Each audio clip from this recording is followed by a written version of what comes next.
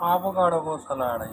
यो आभोकाडो कसरी खाने भने यहाँलाई गाजर, काँक्रो अनि यो मुङको दाना उम्रेको आभोकाडो यो त एकदम कम छ भन्नु न। यसलाई मजाले निम्बु हाल्ने, नुन हाल्ने, मिर्ची हाल्ने, यसरी खाइन्छ आभोकाडोको सलाड। आभोकाडो कसरी खाइन्छ भने यसरी खाइन्छ। नमस्कार गाइज, तपाईहरुले सोध्नुहुन्थ्यो आभोकाडो कसरी खाने होला, आभोकाडो फलिसकेपछि कसरी खाने होला। यो भिडियो हेर्नु हो, त्यहाँ मैले पहिल्यै सेन्ड गरिरहेको छु हैन। त्यो आभोकाडोलाई जसरी खान सकिन्छ हेर्नु।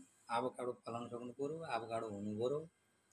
त्यसपछि त्यसलाई मजाले कति मिठो हुन्छ, एकदम टेस्टी हुन्छ, स्किनलाई राम्रो बनाउँछ, अनुहारलाई चम्किलो बनाउँछ, बहुत जबरजस्त हुन्छ।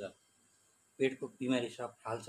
आभोकाडो त्यस्तो राम्रो चिज हो कि तपाईले कुनै पनि चिजमा सलाडको मार्फत बनाएर खान सक्नुहुन्छ।